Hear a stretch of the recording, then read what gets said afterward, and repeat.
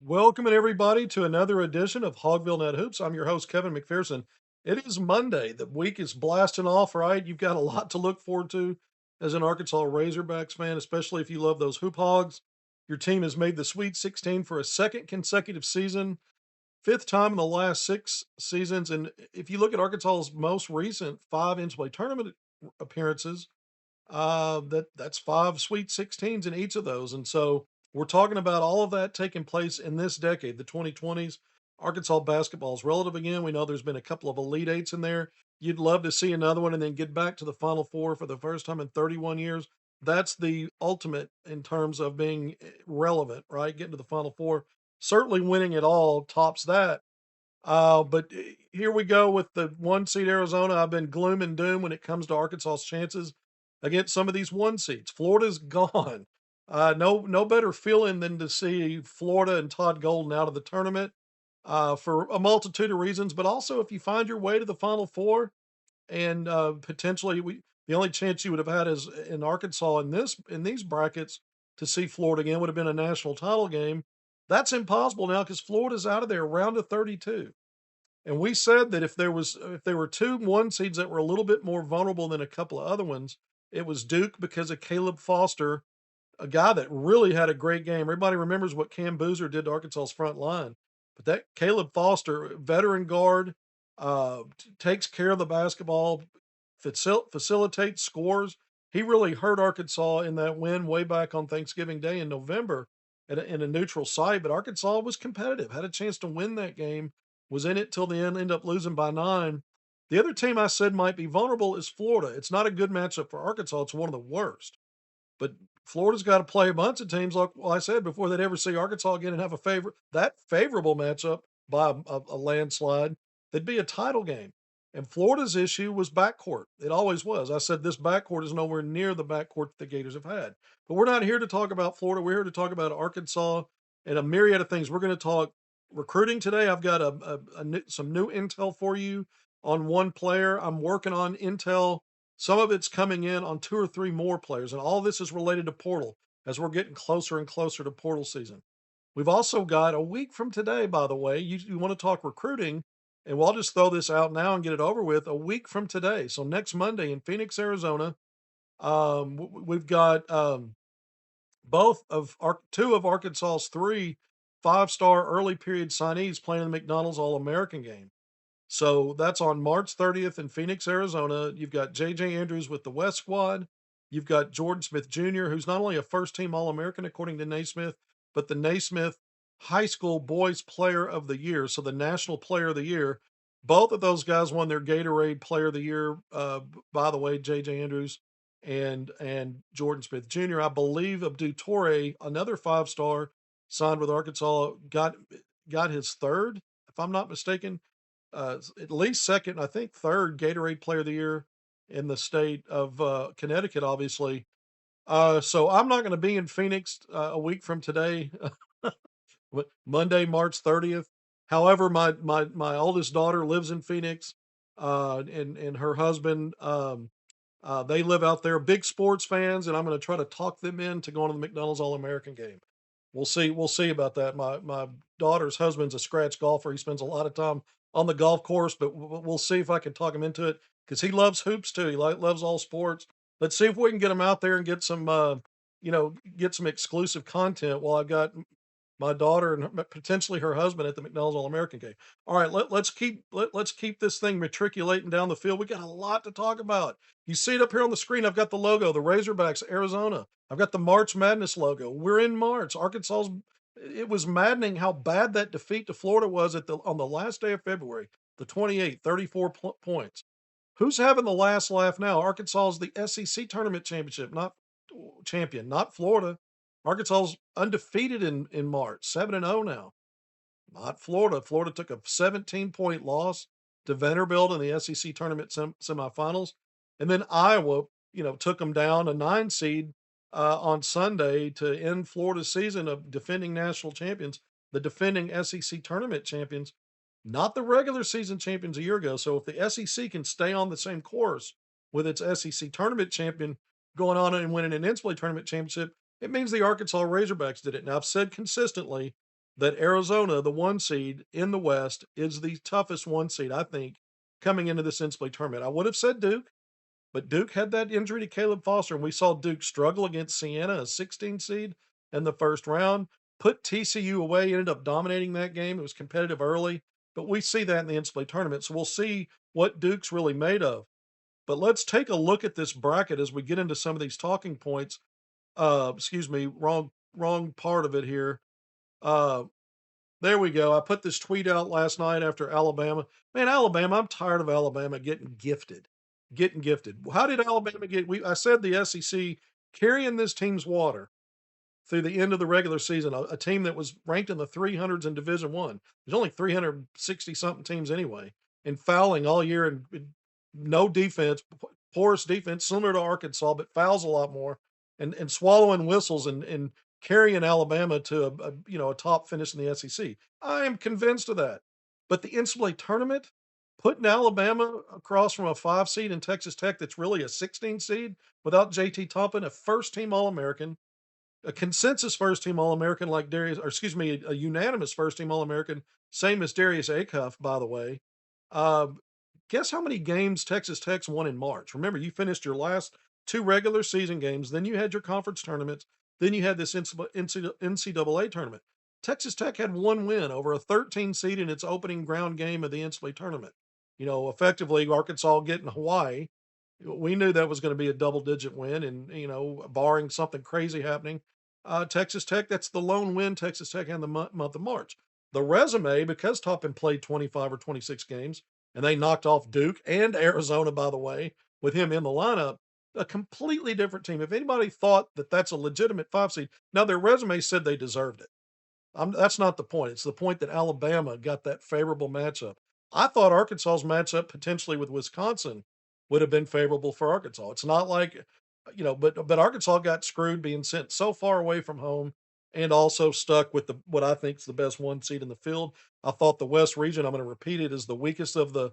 I said that on Selection Sunday, and it's kind of proven out. Let's look at the seeds that are alive. This year's Cinderella is from a Power Five, or let's call it high majors, what I say. It's Texas. Last year it was Arkansas, a 10 seed, the worst seed in the NCAA Sweet 16 tournament, Sweet 16 last year. This time it's Texas, an 11 seed, also from the SEC. So it's interesting, and so to me, before you got to the Sweet 16, you had a 5 seed that didn't make it out of the first round. You had BYU that didn't make it out of the first round. And then you had a 3 seed in Gonzaga. We called out all these teams. I thought the West, the seeding, that the top seeds, the top 6 seeds were weak outside of Arizona. And even though Purdue is a good team and I thought it was probably 3 seed, maybe the best 4 seed quality, wins the Big Ten tournament and jumps up to a 2 seed. And though Purdue's taking care of business to this point, I still think when I look at the other 2 seeds in this field, I think it's, if not the worst, the second worst, the second weakest in this group. And I'm not sure, but it may be in my opinion, and we'll see what Purdue does. So Arizona, it's an interesting blend because otherwise this bracket set up great for Arkansas, except for where it is now. And this is again, we're going to talk more about this matchup. I'm going to have a much deeper dive later in the week as we get closer to game time. We're going to talk some about it today. We're going to dive in a little bit, just not as deep as I will when we get closer to get the game time. But I look at the Midwest. I said that was arguably the second weakest, but with the other strongest 1 seed, and that's Michigan. And so I think Michigan and Arizona are really bad matchups for Arkansas because they both have front court and back court balance that's really quality. Florida matches up great with Arkansas because of just the disparity between the front lines. I think Florida has arguably the best front line, if it's not Michigan's, in college basketball, but the guards were shaky. Now, it doesn't matter when match up with Arkansas necessarily, but with other teams, and we've seen it here. And then Duke down Caleb Foster again. I think Arkansas would match up better with Duke than it would teams like Michigan and Arizona. But I think the Midwest was the second weakest overall. I look at Alabama, Paver Tiger, Texas Tech without Toppin. I just looked at that. I mean, Tennessee's a decent team. That program lately, I think 4 consecutive Sweet 16s. But I just wasn't blown away by that bracket. Iowa State's really good. I'm just not sure if it's Final Four good. It might be. The Cyclones just might be, but I thought those were the two weakest. The East with Duke and UConn, because Duke again without Foster, I said if he was healthy and had UConn not struggled late in the season, that I would have said those were the top 1 and 2 seeds combos in any region in this tournament. But I gave that nod to Florida and Houston, and then Florida goes and gets beat. So you could say, well, you were wrong about that, McPherson. I was wrong about that part. But so the best 1-2 combos right now, the way it looks to me where we are now, I would probably adjust that and say Michigan and Iowa State. And I still think Arizona might be the top 1 seed in the field right now. But you look around Duke and St. John's. St. John's is playing really well, the Big East champion, playing better than UConn is this time of year. That's going to be tough for Duke again. Shorthanded, Duke's really struggling with taking care of the basketball. Michigan State, we know this is a really good team. This is a team that defeated Arkansas on its home court earlier in the year. Nebraska, when I looked at this, I thought the East and the South were the two better brackets.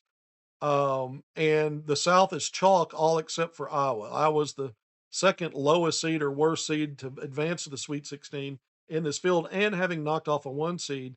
So it's interesting. Two Big Ten teams. I've said all along the SEC was the deepest league, but not the best league. I thought at the top, both the Big 12 and the Big Ten were better than the SEC.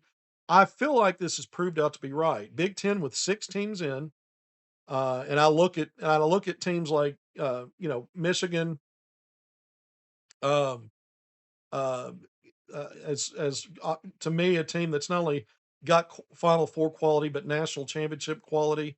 I'm not sure about the other teams in terms of a national title here. I certainly don't see that for Nebraska or Iowa. Illinois, look, this 3 seed, I guess it was warranted based on the overall resume. I'm not quite there for Illinois as well, but you look at the South, dominated by Big Ten teams. I just think Houston's the best team over there. When I did it a pre, but coming down the stretch, I think I did a show with Sam Lance with the field of 68, and I had the 1 seeds all advancing, predicting who the 1 seeds would be prior to the conference tournaments playing out. It was all prior to that. It was coming down the stretch of the regular season. The bracket I actually filled out once the conference tournaments played out and the field was set. I actually changed. I had Arizona, Michigan. I had Duke, still had Duke, even without Caleb Foster. But I did have Houston over Florida. I didn't have Florida losing in the second round, so I have to admit, nowhere close to that. But I had Houston beating Florida in the Elite Eight to move on to the Final Four. So that was where I ended up 3 1s and a 2. Even though, again, I keep saying Duke's shaky, but now I'm not so sure Duke's going to beat St. John's. I'm not sure UConn. I just don't think UConn's as good as we thought they were. They're really great this time of year and in the NCAA tournament under Dan Hurley. We'll see what happens with Michigan State. Again, I don't necessarily look at Michigan State as a 3 seed and fill the final four vibes. I can't rule it out. Really good guard play and Fears, who's, an elite. You talk about elite, 9 assists and low turnovers. He defends. They've got other good players. Interesting matchup. So that East is turning out. I think because of the quality of these three, the 4 seed Kansas, Kansas, I rate ahead of Alabama personally. I mean, that's just how I feel about it. As a 4 seed and also argue making that case against Nebraska too. I think Kansas and Arkansas are probably the two best 4 seeds in this field. So and St. John's it took it to the wire with Kansas. So I think that East is probably the toughest bracket. If I had to recalibrate my thoughts on it based on this, I still think the West is the weakest. And again, Texas, where it is now, kind of proves that point. And if you look around, I mean, Tennessee obviously over a 3 seed in Virginia. I wondered really how good the ACC was after only getting 4 teams a year ago and being very weak. Better this year. I felt like the ACC at the top when Caleb Wilson was healthy for North Carolina was certainly better than it was a year ago, other than Duke, who got to the Final Four. But at the end of the day, the ACC gets only 1 team in the Sweet 16, and that's Duke. So that league was overrated. The Big Ten was 6. That's the best conference in college basketball when you look at 6 deep. Wisconsin was a 5 seed out of there. I mean, and I kind of thought they were a paper tiger anyway. But nonetheless, the Big Ten, The SEC, I still think the Big 12 is second best at the top because of the strength of Arizona, because of the strength of Iowa State, because of the strength of Houston, and now Florida's out. I think as good as Arkansas can be offensively elite, Alabama the same, can be elite offensively, not really defensively. Just really got help from the SEC and then got help in this tournament draw. Not saying there's anything nefarious to it, but it just worked out that way. You played a 5 seed in Texas Tech that's effectively a 13 or 14 seed after the loss of Toppin in reality, not in actuality, but in the reality of what was left on that team. Tennessee, again, I just think there are limitations. I think the SEC, there's a chance that real strong opportunity here that the SEC gets shut out of going further to the Elite Eight. And last year there were multiple teams that got that far, and then you had half of the or excuse me, half of the Final Four field from the SEC. So this is about when you get 10 teams in, 4 to the Sweet 16, that's fine. But I really think now we start paying attention. Now you get to that second weekend, the cream rises to the top, and I think the Big 10 and the Big 12 will have more representatives. Now, if the SEC breaks through in a couple of spots here, let's say Arkansas finds a way to beat Arizona, and or Texas upsets Purdue, and or Tennessee beats Iowa State, of course Alabama. If you get 2 of those 4 SEC teams to punch their ticket to the Elite Eight, then maybe we take another look at it and recalibrate how we look at this. But to me, what's happened so far is consistent with what I've said all year about SEC not only being down from an incredible juggernaut, never been done before by any conference ever. The prior season, they were never going to replicate that. But I thought the league was a little weaker at the top than projected coming in, maybe a lot weaker at the top than projected coming in, and still quality throughout, but just not deep tournament runs kind of teams outside of maybe Florida. And in the backcourt that let Florida down in non-conference play came right back around when Florida got out of an SEC that's suspect to me at the top and had to go play teams from other leagues that some of those teams, even though Iowa wasn't one of the top teams in the Big Ten, they're playing multiple top tier teams in that league that sharpens that kind of experience. Same with the Big 12. And I've talked about that before when talking about the Big 12. It's the same with the Big 10. So they've seen the best in their league, and the best in their league's better than the best in the SEC. We're talking again at the top. So again, those are just some of my viewpoints on some of that. Um, all right, so let's look at this. This is some stuff I put out on Sunday. Had kind of for what it's worth. Arkansas is 12-2 now versus 5 seeds or worse, with the win over High Point. And we know what that resume is. I've got it right up here.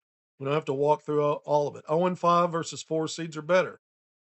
This is where rubber meets the road. This is where, you know, this is Arkansas's biggest challenge since Florida.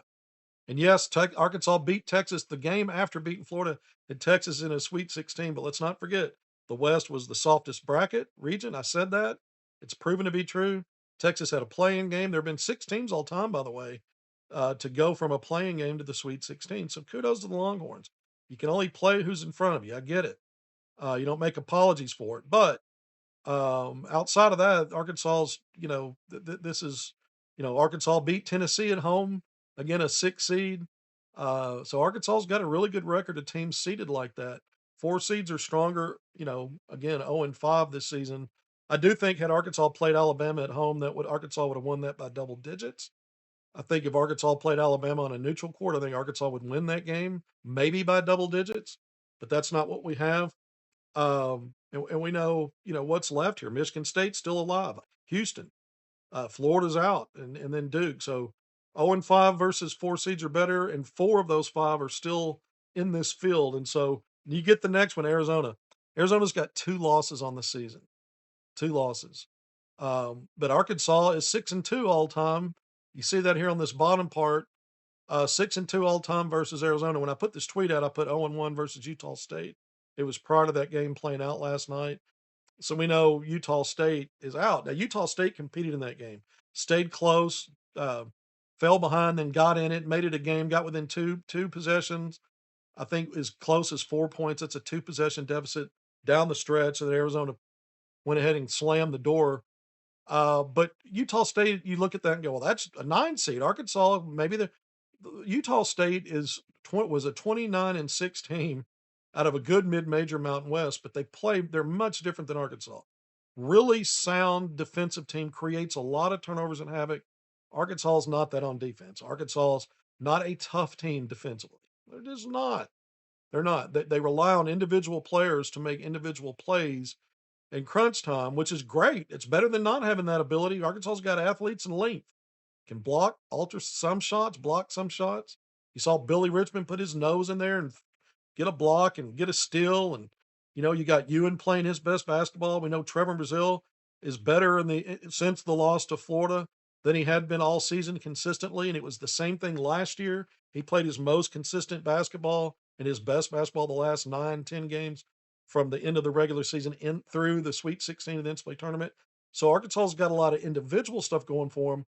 But if you're being honest, when you look at Arkansas as a unit, not the offensive end, the defensive side of it, there's just the communication's lousy, the rotations are lousy, the closeouts are lousy, the balancing the floor, transitioning from offense to transition defense is lousy, and you're just counting on talented individuals in certain spots if you're close to make individual plays. And when you're playing, when you've got overwhelmingly more length and size and athleticism than the 12 seed that you beat and the 13 seed that you beat, all credit to High Point for being a really good team out of the Big South, but this is a huge difference now. Once you get to this level of the tournament, the Sweet 16 and beyond, you're gonna go up against some teams that are as good as you, if not, on par with you, if not a little better offensively. And there's not a lot of these teams that are going to be able to make that claim. Arkansas's still got a top five offense in the country. So you don't really have a huge advantage there at this point, but it's the defensive side, and most of these teams are better defensively. And defense is what made Arkansas so tough last year at this time of year, and should have been an Elite Eight team because they brought a quality defense into the Sweet 16. They choked. Offense wasn't even a problem in that game against Texas Tech. It was bad decision making, hoisting threes when you don't take threes with a double-digit lead with 4 minutes to go, and some other stuff, choking at the foul line. That it could be any team, whether you're good on offense or not. And so, this Arkansas team doesn't bring that quality on the defensive part of it. Arizona is an elite rebounding team, an elite defensive team, holding teams to 39% overall shooting from the field. They've got great balance, guards, wings, and front court. They've got a 7-footer that's a monster, really good rebounder, block shots, alter shots. Not as mobile and as quick as some of Arkansas's frontline guys. That'll be interesting. But man, we saw a similar situation play out in Fayetteville against Texas when Arkansas won that game by 20 points. But the 7-footer who's kind of plodding and not real tall, just had his way against the Hogs. You say, well, but that wasn't enough. Well, this Arizona team has a lot more than just that. That's just one piece. You look at Jaden Bradley. This guy is a solid defender in the backcourt. Probably got a chip on his shoulder from not making one of the first 3 teams in the All-American team. I think he was honorable mention. Veteran guy, started his career at Alabama. Really, really good player.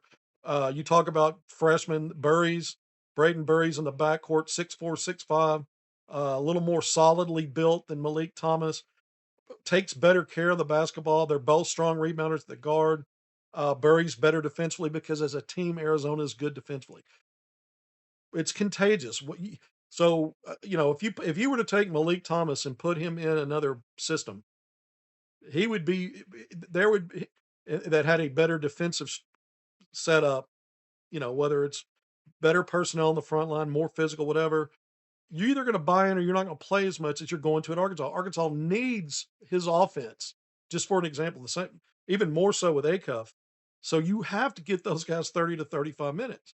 The truth is, if you were a defensive DNA team, guys like that wouldn't be playing quite as many minutes unless they stepped up on that end.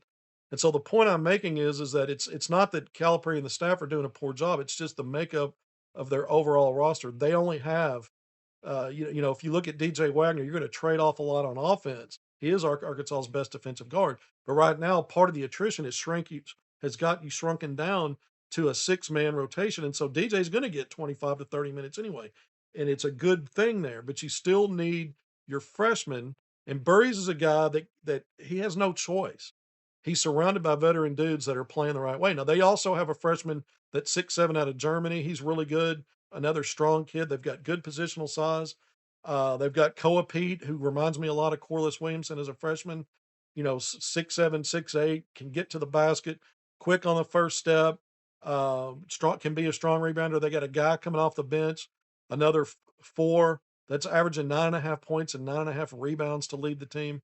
This team is just, holding teams again to 39% overall shooting from the field, keeping them teams down to 43% on 2-point field goals. That's two polar opposites. Arkansas is a solid team on 2-point field goal offense. Arizona takes that away from you. They do a great job of staying in front of the ball. They do a great job of maintaining assignment integrity.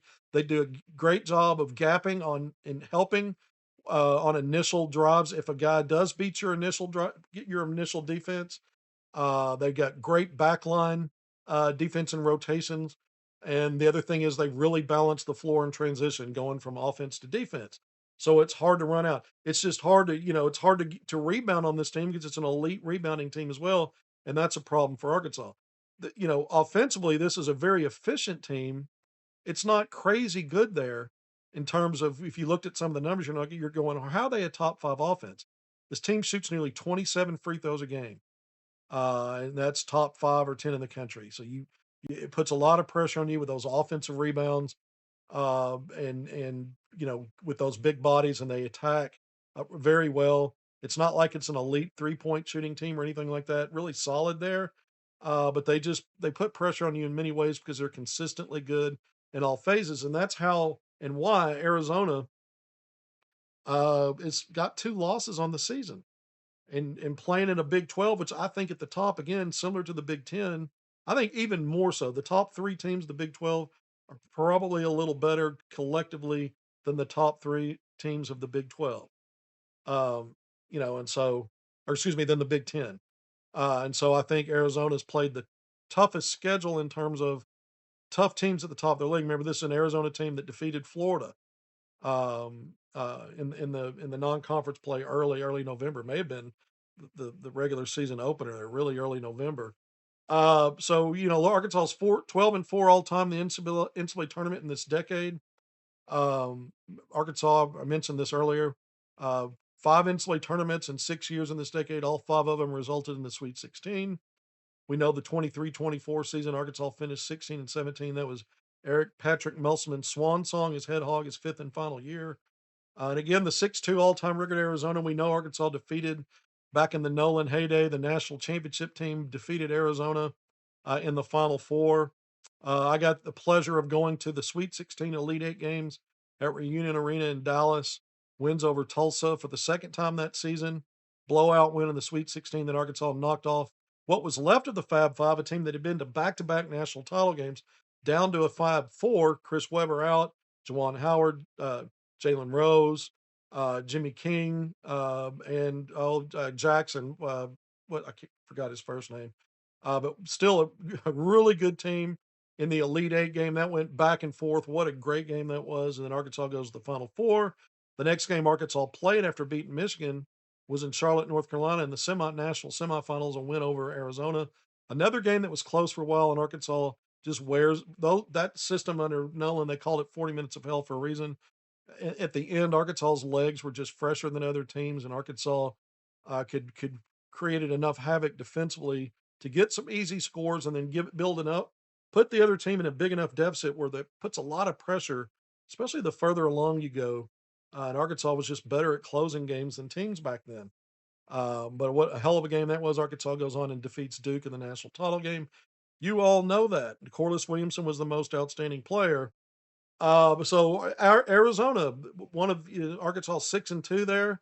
Arizona's defeated Arkansas in the NIT, the preseason NIT in New York in Madison Square Garden, the championship game of that event. And you say, well, what that was kind of what does that really mean? That there's so many tournaments now. Back then, that was the premier tournament, early non-conference play in November in the country. Arkansas defeated Duke in the semifinals of that in a preseason NIT, a Duke team that, by the way, would go on to win the national championship. and this was the 90-91 season. So Arkansas gets Arizona, a top 5 ranked team, and Arizona kind of dominated that game, won that game, and beat Arkansas in the finals to win that preseason NIT championship. So those fields back then were loaded, and it was the best, again, best tournament platform out there at the time. And the program is so storied. There's been so many great matchups. A lot of them we lose sight of because we talk more about what happened in March and what you did in your league and some of the matchups. But some of those non-conference games Arkansas had over those years were really, really big. I mean, the UNLV matchups were historic. That same season, or excuse me, that season and the year before, in the regular season, Arkansas had some really big matchups with multiple future NBA players and lottery level pick guys and stuff like that. All right, we've kind of gone through everything here that matters that I tweeted out yesterday. As we look at this, we're over 30 minutes in. I want to thank you for joining me here on HogvilleNET Hoops. I'm your host, Kevin McPherson. All right, so let's get down to some other things here. Popped his face up on the screen because it's time to talk more about what Darius Acuff has done coming out of the first weekend of the NCAA tournament. Wins over Havaya. I'm doing just fine, thank you. That's so corny. I should be banned from this platform forever. And then High Point, quality team. And I think that kind of a game helped Arkansas a little bit, despite being a 12 seed, because I think High Point might have been a bigger challenge maybe than Wisconsin would have been for the Hogs. I don't know for sure, but that's my feeling. But look what Acuff's doing. He's the first freshman to ever score 60 points through the first 2 games of NCAA tournament, averaging 30 points per game. No freshman's ever done that in the history of college basketball. 2 games to the NCAA tournament, 20 plus points, 5 plus assists in each. I think only Chris Paul and uh, I forgot the other great player that did that as well. But I mean, you're talking about iconic names that he's in the company with, because he's an iconic name now in the annals of college basketball, and maybe a future pro. We'll see. More and more people are talking about him. This dude should be the overall #1 pick. He's a generational guy. We keep hearing that. We get more voices weighing in.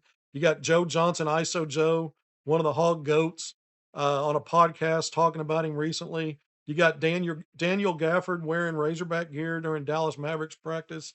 You got pro hogs talking about this stuff, former hogs, whatever. I mean, and Acuff is on front and center. It's interesting. There is no Acuff without Calipari, and it's guys like Acuff who make Calipari what he is, the goat in recruiting. It's like it's not just enough to get these guys. What did they do when you got them? How did you help them? I used to think when Calipari was other place, when he was at Kentucky, I'm like, these guys were already top 5, top 10 in the country. They were going to be one and dones. They were going to be great. No, he has consistently helped enough guys, and his guys do better once they get to the NBA. It's not just that they were good enough to be drafted in the first round or maybe as a lottery. That part's probably true for the most part. But the numbers, depending upon where you go, he has fewer failures. Now he's got some because he's had so many of these. He's got some examples you can point out and go, well, that didn't work out. But he's got so many of these examples that turn out to be the elite of the elite, like not just elite, but the upper crust of the elite. If there's such a separation, if there's a distinction, I think there is, and Acuff's one of those. So it's kind of the chicken or the egg thing. These guys helped Calipari be who he is, but Calipari helped him be who they are. The platforms, the trust, the giving them the range. There's not a lot of accountability for this guy on the defensive end or Malik. This guy is so good offensively. His offense is so good that it's not a trade off that what he doesn't do at the other end. It's still not a trade off. He's still better than what he's given up on the other end because no one can really stop this guy very consistently, and he can beat you in more than one way, and he takes care of the basketball doing it. The numbers don't lie. There's a reason why. So it's interesting when you look at Acuff now, up to 23.3 points per game, 6.5 assists, 44.6% from three. All of that's upper. The first 2 numbers lead the SEC top 5 to 10 in the country in Division I when you get scoring assists. The 3-point field goal shooting second in the SEC among the leaders in college basketball. 3-to-1 assist to turnover ratio, I think, may still be tops for freshmen. If it's not, it's top 5. He's now, because of the wins over what he did against production wise against Hawaii and High Point, single season UA points leader, single season assist leader. It's insane. He's now up to 817 points for a single season. Todd Day, the program's greatest scorer, not only for a career but single season at 786 was the single season number. That's been obliterated. And if you think about Acuff, if you were to keep him for 4 years, you're not. I mean, he's on pace to score between 3,250 points and 3,300 points. The latter number being 1,000 more points than Todd Day had in 4 years at Arkansas, an electric score. Moncrief and Day, the only two to get to 2,000 points or more. This guy just tracking is would blow that out of the water. We said he's the greatest offensive player at Arkansas, and it's not just the points. Look at the assist. He passed Kareem Reed for that. He owns that now too. He did that against Hawaii. He's just increasing his record, putting him out there so far that you're going to have if you have a really good player that's putting up those numbers or putting up really good numbers, they're probably not as good as Acuff, and they're probably going to be gone after a year or two. So they're not going to stick around long enough to maybe knock off some of these single season numbers. It's one of those things that once he sets these, they say records are meant to be broken, and he can't rule it out.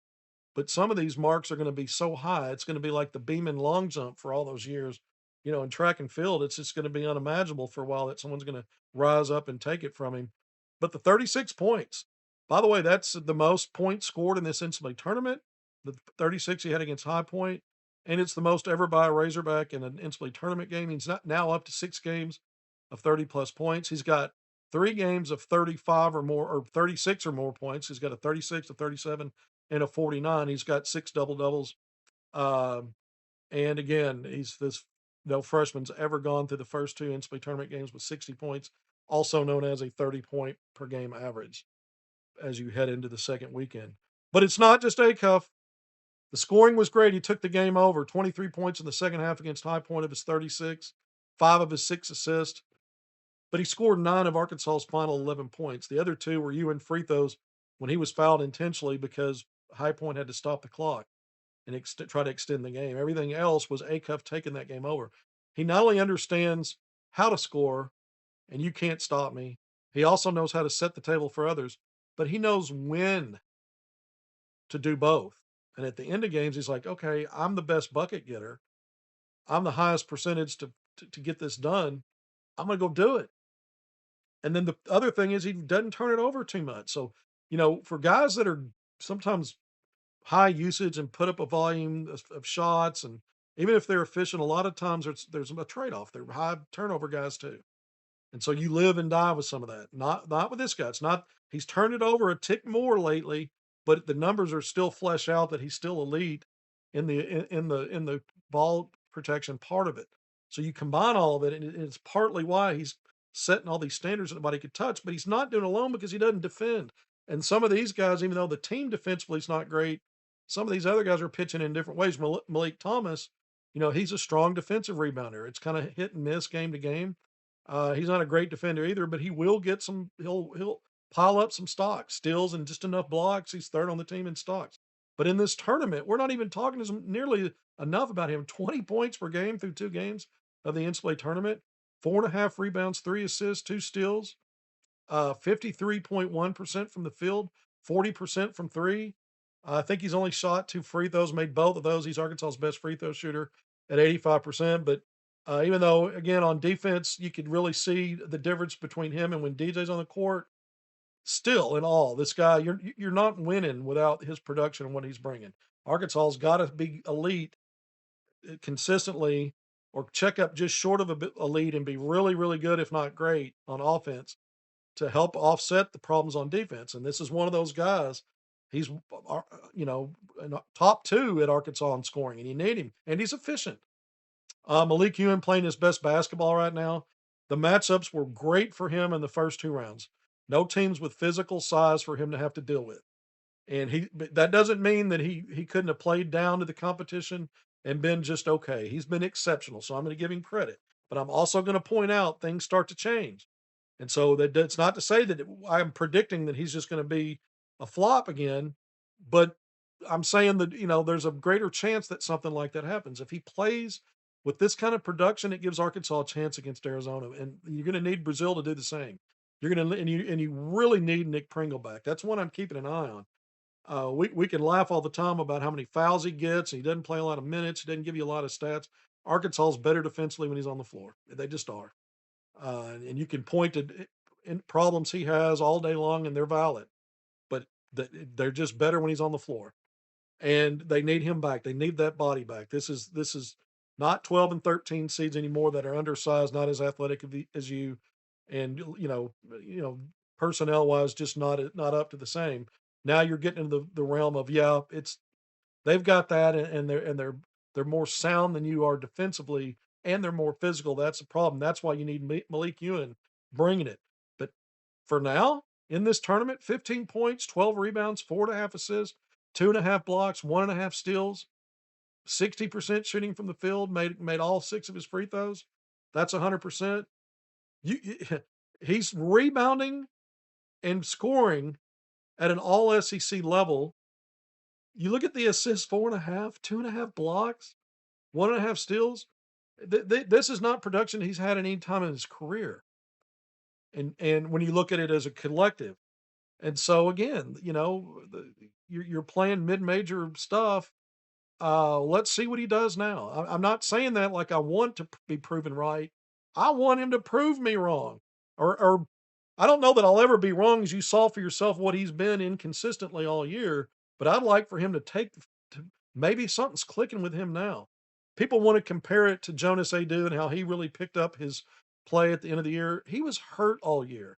He was an all-league performer in the SEC the year before that at Tennessee, a team that made a run to the Elite Eight.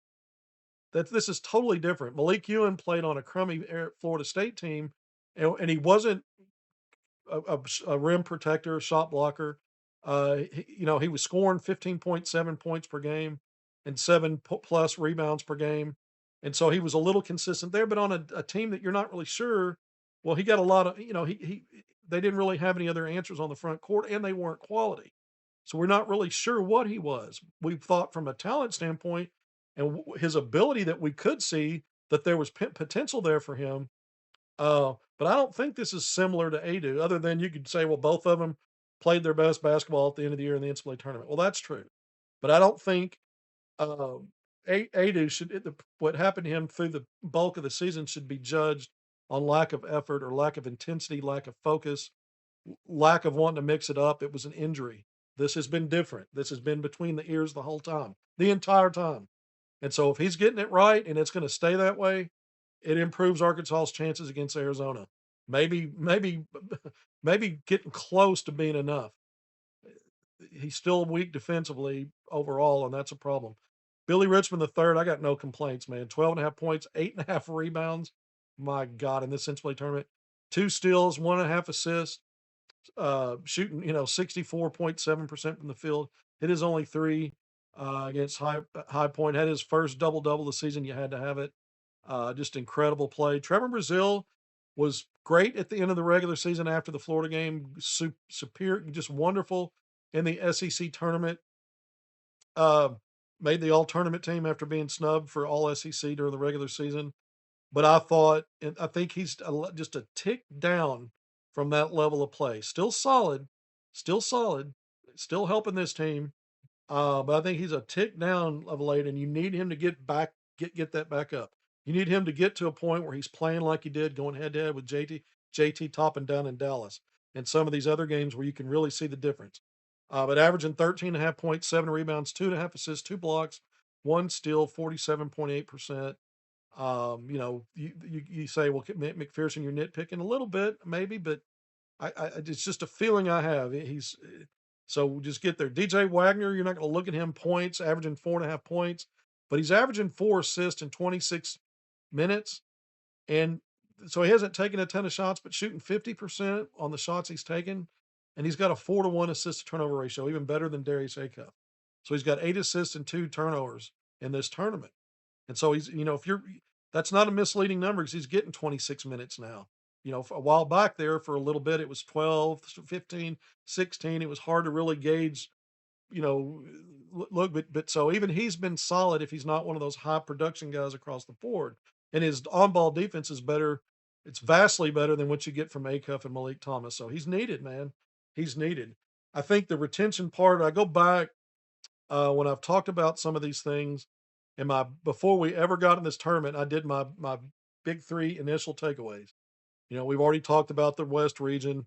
We've talked about so much Arkansas being really good or great on offense. You got to maintain that and just be better connected than usual on defense. I don't think Arkansas is better connected on defense. I do not. And if you look at these scores and what these teams have been able to do, despite beating Hawaii by 16 or 19, excuse me, the win over High Point was great. But Arkansas, to me, the defensive stops have been just individual plays and not connectivity. And I think, again, the deeper you get in the tournament, when you're not physical, and that's your bugaboo, is being able to defend and show resistance, especially on 2-point field goals, getting in the paint, getting to the rim, those kinds of things. I think I need to see more connectivity to feel like I can say this team's playing more connected now, and that gives them a better chance to figure out a way to win. I have not seen it. A few minutes here and there. I mean, look at how Arkansas closed the last 2 minutes against Vanderbilt to win the SEC tournament championship. Look at the last 2 minutes. Same time frame against High Point. Games that could have gone either way against the 4 seed in the SEC tournament and a what, a 4 or 5 seed, a 5 seed in this NCAA tournament. We're talking about a 1 seed now. 2 minutes of making plays on defense, and we know Acuff's going to go figure it out on offense. That part's okay. That's not going to get it, and then you've got to be better for longer stretches. What I keep talking about, and I know I sound preachy and like I'm getting, but I haven't seen it. I'll be honest with you every time. If I've seen longer stretches of defensive connectivity, I'm going to say, "Gosh, it's starting to blossom a little bit." They might be ready to spring a can of Pringle and whoop ass in this next game that nobody's seen. Arkansas, at this point, in my opinion, might need to get a little gimmicky on defense that no one's seen it yet. Maybe play just a few more stretches with zone defense, or maybe disguise your man to man and play off a little bit. I don't know. I don't know what Arkansas can do really to effectively bring some new element to the table that's deep into it. But I don't know how creative Calipari wants to get there because he normally doesn't do that. Getting someone in foul trouble. One thing Arkansas doesn't do. Arkansas is so good at getting downhill and attacking the rim and the paint, but there's not a lot of subtle nuance in the deep drives. Like every once in a while, you'll see Malik Thomas drive deep, plant, change, stay, pivot away, and get a little more space for himself. But you see a lot of teams that drive in. High Point did it to Arkansas all game. Drive deep, taller defender, just make a subtle shoulder head fake, get them off their feet, and then go up when they're on their way down. Time it. What I would like to see Arkansas's guards do. Acuff's just going to go bullheaded, man. That's just how he plays. But maybe some other guys like DJ or somebody when they're in there, drive hard and then do something you don't normally do. Come to a stop with your inertia on your pivot foot, ball fake, get one of those bigs off their feet, jump into them, get free throws, and hang a foul on somebody. The best chance you maybe get is get someone in foul trouble on some of these teams, one or two guys if you could. But it takes some of that stuff. Arkansas doesn't take charges. It's hard to expect Arkansas to say, well, we don't really wall off drives, but we're going to, expect someone all of a sudden now to set up and take a charge. It's harder to do the way the rules are now in college anyway. Arkansas is not good at that. So I keep bringing up examples of things that maybe those are the kind of little things that helped Eric Patrick Musselman's teams. Figuring out ways to take charges. Going at a team's best player and either taking them out defensively or getting them into foul trouble and attacking, some strategic stuff. Arkansas doesn't really do that. They just play to their strengths without trying to necessarily take away the other team's strength. And then you just count on somehow the matchups falling in your favor. So there's a lot of element to that, and that's why I think this is a heavy lift. At the end of the day, all 7 Hogs, this third thing here, must produce with positive impact. We just went through it. They've done that, but they're not connected. I go back to two. So let's say you're better connected, but you got 2 or 3 guys that now all of a sudden aren't making shots. That wasn't going to work for Arkansas. You're only 6 deep. It's all hands on deck. You need connectivity on the and specifically on defense. That's where I talked about it. And you need the positive impact in production. So you're getting three. You're getting all that, but you're still not cohesive, determined, locked in on defense. Your transition defense, it applies everywhere, right? And so you're looking at some games where Arkansas is doing okay rebounding. That's part of it. A lot of those are defensive rebounds. I mean, you had in the last game against High Point, undersized, got 11 offensive rebounds, but Arkansas had Malik Ewan with 9 defensive rebounds. You had Billy Richmond with the 9 defensive rebounds. You had Trevor Brazile with 7. So they got 25 defensive rebounds just between those three. You're down to 6. You need that production and impact going up. But was Arkansas really better defensively against High Point than it's been most of the season? No. You edged out a 94-88 win. I know everybody wants me to be all happy and jolly. I will say this. Looking at this Arizona team, there's not a lot of weaknesses. I do think their front line is not as good as Florida's. Their guards are much better than Florida's. But I also think this is not an incredibly deep team, 7 or 8 deep. That's not much better than Arkansas. It's a little better. The physicality, Arkansas is definitely screwed there. But if you get the best of Malik Ewan and you get the best of Trevor Brazile, and Acuff keeps doing what he's doing somehow and is not deterred, the biggest thing that reminded what Florida's guards did defensively down in Gainesville, because they've got all that backline help, that just as a unit, they do a good job of flowing your drives to places you don't want to go. Acuff was bothered by that. That was not a good game for him or anybody for the Razorbacks. Certainly on the defensive end, but offensively, Arkansas wasn't able to be itself either. We saw that a few times in the losses this year. Auburn on the road, big part of the game against Georgia on the road, and again, these aren't Arizona beat Florida this year. So so you're going to need several things to happen to give you a chance. I think again, maybe only going 7 deep. Can you get a couple of their guys in foul trouble? Can you do something a little differently that a different look and wrinkle that Arizona hasn't seen? Scouting Arkansas that helps Arkansas, you know, through this. And I think getting Nick Pringle back, and if he's healthy and ready to go, actually helps Arkansas in this matchup. It's another body on the front line. It's technically Arkansas's most physical guy. He was playing pretty well in the SEC tournament. The Vanderbilt game, he really stepped up, but he's been hurt, and so we don't know what. Even if you get him back, is he going to? What does that look like? It's hard for me to believe Calipari shelved him for both games unless he was really hurt. The Hawaii game, I understand why risk it, but High Point, that was a tough out. And so that's a big gamble to say, well, he could play, but we're not going to play him. So I just don't really know where that is. But it would help Arkansas to have him. I think it helps them in this matchup. We just don't know. Is Malik Thomas okay? We saw Brazile take that shot. Does he come back from that and play better than he's played in this NCAA tournament so far? He's been good. He's not been as good. He was great in the SEC tournament. He was great in the last 2 regular season games. Again, after that Florida loss on February 28th. Arkansas, he's always the X factor. You might want to, you might, there's a temptation. Billy Richmond III is Arkansas's utility guy, most versatile defender. He's not the X factor, and he's pretty consistent in what he really brings you. Malik Ewan, you need that because Brazile is only a certain kind of player. He's not a true low post player at either end. And it's a struggle for Ewan, but he's more of that than Brazile is. But at the end of the day, Brazil's still the leader in stocks in the SEC, one of the best in the country. He's a big that can step out and hit threes. He can finish above the rim with back dunks, lob passes, get out in transition. He'll get a steal and go in and dunk it. He's just a different kind of animal. And Arkansas, when he's at his best, Arkansas's got a chance against just about anybody. Even this team, if you can still get some combo from Ewan and Pringle, hopefully Pringle's back. And then you've got to obviously have Acuff playing more like Acuff, and that's almost reliable game in and game out. A few exceptions. You hope this isn't one of those. And then Malik Thomas, you'd like to see him this game not be too big for him. You've got a luxury in having DJ Wagner who can play heavy minutes. He'll defend better than any of them back there, and it's not that he's gonna give you the same threat of scoring as Malik Thomas, but he's capable of giving you a 10 to 12 point kind of game. And if Acuff's rolling, and your front line's not getting obliterated, you might have a chance in this game. I can't rule that out.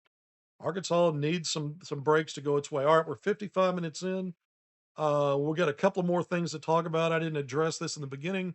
Before we get to recruiting, I waited until Kentucky lost to Iowa State, got blown out, to put this out, and I did it. The Hog Father versus the Pope, just a comparison. I normally don't do this clickbait kind of shit. It's just not me. I like to really talk and drill down. I take basketball kind of seriously. I enjoy it, but I also want to really get into it. And this kind of stuff doesn't, I know fan bases love it, social media, whatever. But I went ahead and did it. I went ahead and agitated the Big Blue Nation, if it did agitate them at all, and made the comparison. And Calipari's 50 and 22 in 2 years at Arkansas. Mark Pope's 46 and 26. Pretty close. It's not a huge disparity. 25 and 16 versus the SEC for Calipari. Pope 23 and 18. There's a 2-game difference there.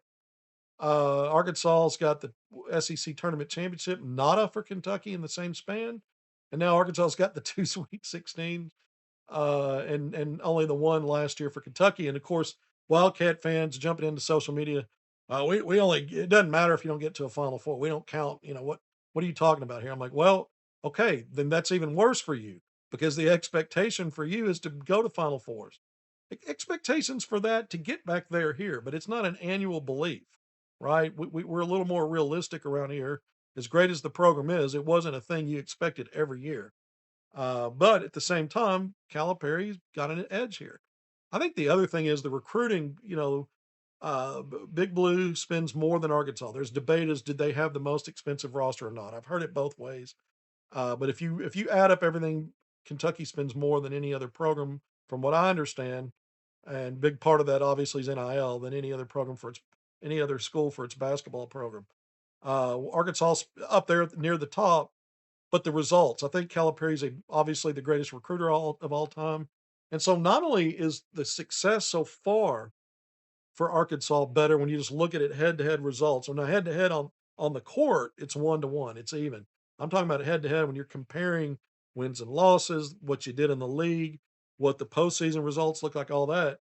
Arkansas's clearly ahead there. It may be closer than some people think when you look at record and stuff like that. But what I think is interesting is Calipari has elevated Arkansas's profile as a program. Even more so, even when Nolan was the head hog, Arkansas got disrespected a lot. And he talked about that. And Arkansas was one of the top 2 or 3 teams in the 90s.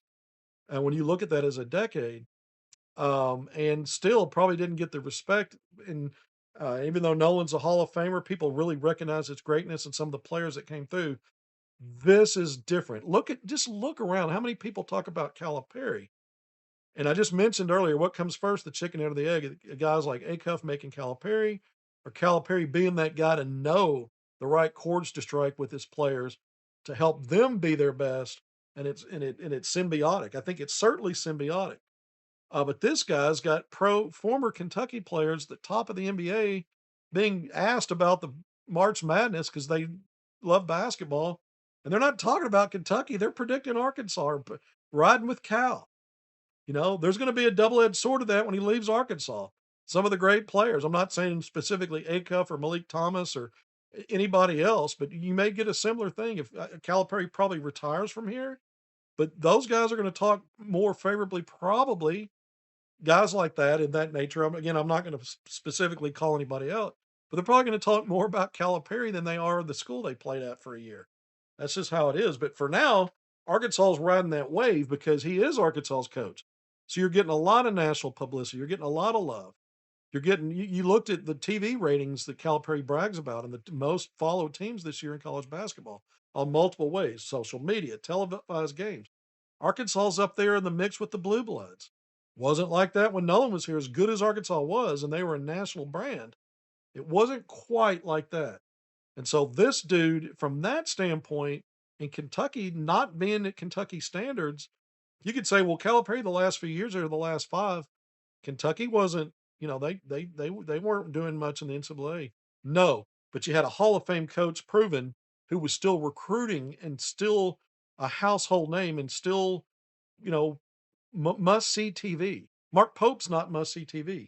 Kentucky is losing a little bit of that. It's still a blue blood. It's not it's not like overnight now in 2 years, Kentucky's not a blue blood and no longer a team that people are paying attention to. It's just not at the same level. It's a little lower, and Arkansas is a little higher because of this guy. And guys, and the fact that he brings in an A cuff who everybody's talking about on top of getting to the Sweet 16. And so right now, looking at it more than ways than one. Recruiting, Kentucky doesn't have a loaded recruiting class from the high school. That's been true so far. They've done a good job in the portal. They've had a lot of injury issues. They've won some big games in the last 2 years. Certainly more competitive against the best team in the league than Arkansas was.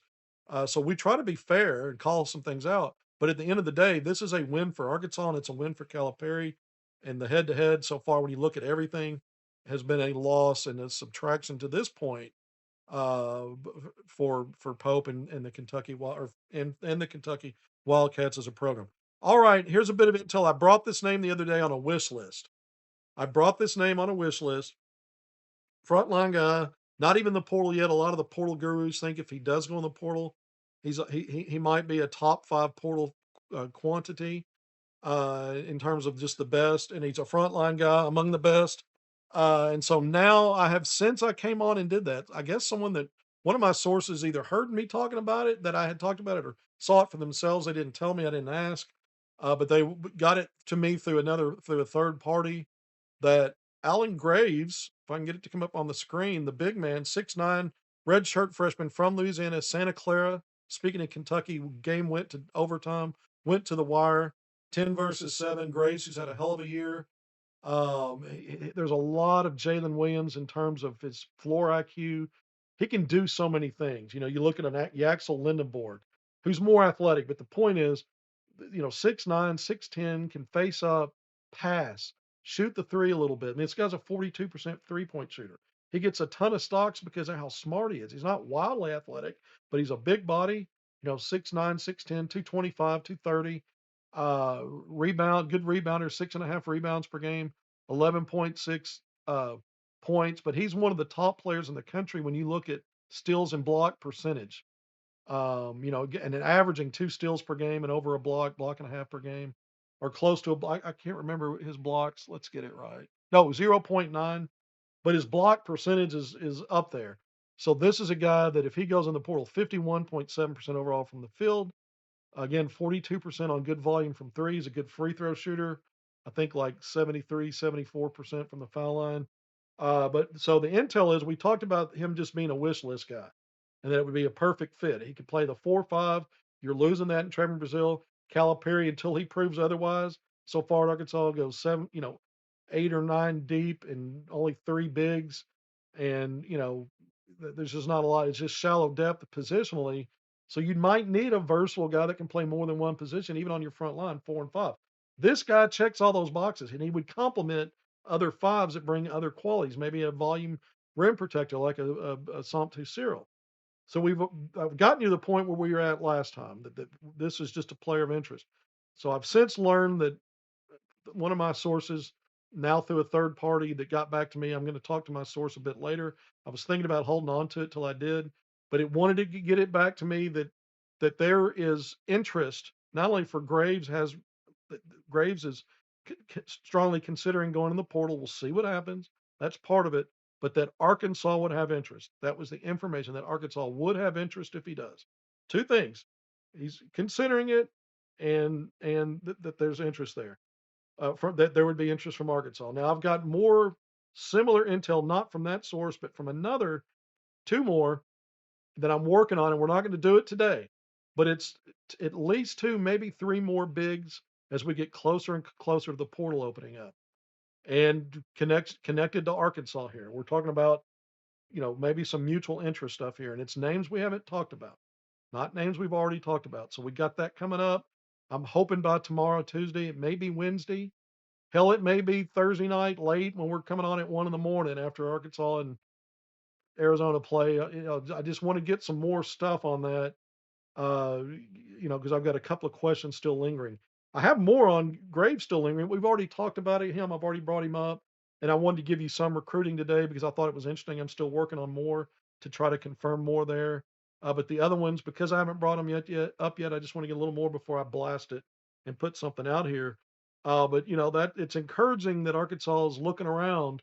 And Calipari, we brought you the intel previously that word's gotten back to me from people that are close that hear from him that he trusts that he's willing to spend more on the front line this time around, and that he's also looking to potentially expand back to a nine rotation, potentially a 10 with, the 10 wouldn't be your normal rotation, but your 10th guy would be like an Isaiah Sealy was this year, as I guess your ninth guy.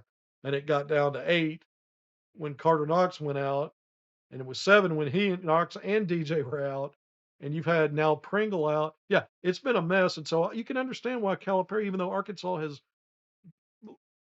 come through come through okay on that stuff, getting this far back to back seasons. And I don't think it was lack of playable depth that hurt Arkansas last year's tournament because it was a good defensive team. It just choked at the end of a game it should have won, and then we don't know. This year, I do think that having one more body on the front line that bring is going to bring a different element, physicality and rebounding, and challenge, show some resistance physically in the paint. I think going nine deep again and adding somebody like that would have helped this team, especially with Pringle out right now. So I can understand why Calipari's considering maybe going that route and spending a little bit more money there. He diverted a lot more money toward Jordan Smith Jr. to win that than maybe he was originally planned to, and that's why he backed away from the kid that went to Maryland. Gone blank on his name. I can't believe that. Baba Aladdin. So those are all things to consider and think about. All right.